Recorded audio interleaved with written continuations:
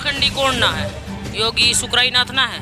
और मेरी तो बच्चेदानी निकली हुई है, तो मैं तो मर्द बराबर हूँ, मैं तो खूब कर सकूँ आराम से। क्या मतलब हो गया ग्रस्त? और मैं अपने आदमी के साथ रहती हूँ जो कि भाई मेरे को ये कह रहे हैं कि मैं उपासना नहीं कर सकती। ये साध्वी देवा ठाकुर ये नहीं है। लिपस्टिक लगा हुआ, इतना सोना पहना है, सुक्राईनाथ को पंथ से भी निकाल रखा है, भेक में शामिल नहीं कर रखा, पंथ में तो है। और एक मंजीत भारद्वाज नाम का रिपोर्टर है, वो अभी यहाँ से उसको धमका दिया था क्योंकि उल्टी सुल्टी खबरें दिखाता है ज्यादातर। वो मैंने 5 लाख की जरूरत ना है, पर मैं उसकी बिना प्याय दारू छुटवा दूंगी, आ जाएगा मेरे घर।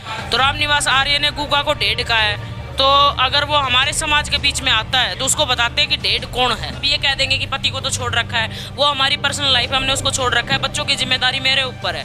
दारू के सरमल बावरी का चढ़ाई जा रही है, ना तो नहर में डाली जा रही है। एक बार डाली थी नहर में, झूठ बोलने में कि फायदों को नहीं, और बोतल डाली नहीं थी, ठीक है, और बेची है, उसकी वीडियो दिखाओ मेरे। आज हम पहुंचे हैं मोखरा गांव में, माता जी से सीधी बात करेंगे।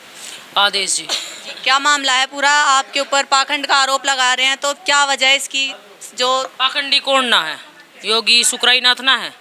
और ये साध्वी देवा ठाकुर ये नहीं है। लिपस्टिक लगा हुआ, इतना सोना पहना है, सुक्राईनाथ को पंथ से भी निकाल रखा है, भेक में शामिल नहीं कर रखा, पंथ में तो है। और चिलम सापी बंद कर रखी है इसकी, इसने कांड करा दी कंडेला में, पेगा में, और ये गद्दी पे बैठा था तब भी कांड करा के बैठा था। तो ये कौन सा, मतलब ये कौन सा नाथ है? किस तरीके से अपना आपको नाथ कह रहा है? और एक मंजीत भारद्वाज नाम का रिपोर्टर है, वो अभी यहाँ से उसको धमका दिया था क्योंकि वो उल्टी सुल्टी खबरें दिखाता है ज़्यादातर। वो वहाँ जाके कह रहा है 5 लाख रुपए में मेरी दारू छुटा दे।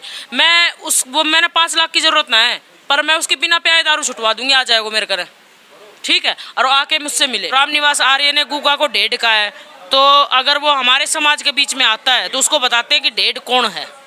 ये मेरी खुली चेतावनी है जी। और माता जी जैसे बता रहे हैं कि दारू, कोई कह रहा है कि आप दारू बेच रहे हैं, कोई कह रहा है कि दारू नहर में डाली जा रही है, वो भी एक अपराध है। तो दारू के बारे में आप क्या बताएंगे? दारू के सरमल बावरी का चढ़ाई जा रही है, ना तो नहर में डाली जा रही है। एक बार डाली थी नहर में, झूठ बोलने में कि फायदों को नहीं, और बोतल डाली नहीं थी, ठीक है, और बेची है, उसकी वीडियो दिखाओ मेरे को। तो देखिए माता जी से हमने कितनी बातें पूछी हैं, माता जी आपको सारी बातें रूबरू बता रही हैं।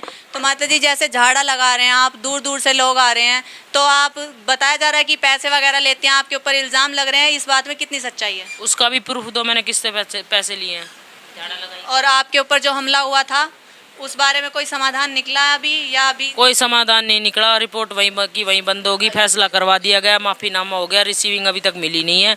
बाकी प्रशासन अपने साथ है, प्रशासन को तो मैं कुछ कहूँगी नहीं। बाकी योगी सुक्राईनाथ ने फ़ोन कर दिए थे, तो वो मैटर वहीं ख़त्म हो गया। और ये योगी सुक्राईनाथ के उन्होंने थाने में कबूल भी किया, स्टेटमेंट भी दिए कि योगी सुक्राईनाथ ने हमें भेजा है, और उस रिपोर्ट में जो माफ़ीनामा हुआ था उसमें लिखा भी हुआ है कि हमें सुक्राईनाथ ने भेजा है। एक सबूत तो ये है। दूसरा सबूत ये है कि उनके फ़ोन की रिकॉर्डिंग हमने देखी थी।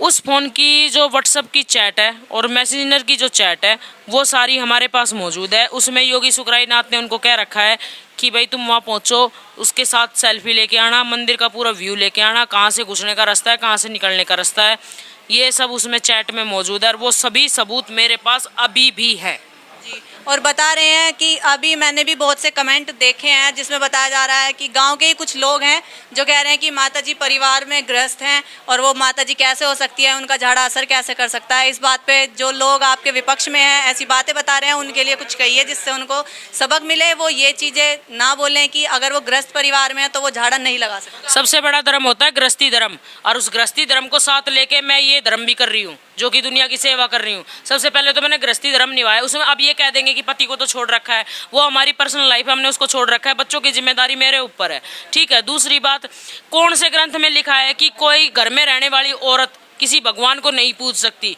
किस ग्रंथ में लिखा हुआ है यार? कौन गोरखनाथ की उपासना नहीं कर सकती? और मेरी तो बच्चेदानी निकली हुई है, तो मैं तो मर्द बराबर हूँ, मैं तो खूब कर सकूँ आराम से। क्या मतलब हो गया ग्रस्त? और मैं अपने आदमी के साथ रहती हूँ जो कि भाई मेरे को ये कह रहे हैं कि मैं उपासना नहीं कर सकती। ये सब गलत लांछन है। जो जैसा होगा वो दूसरे को वैसा ही कहेगा।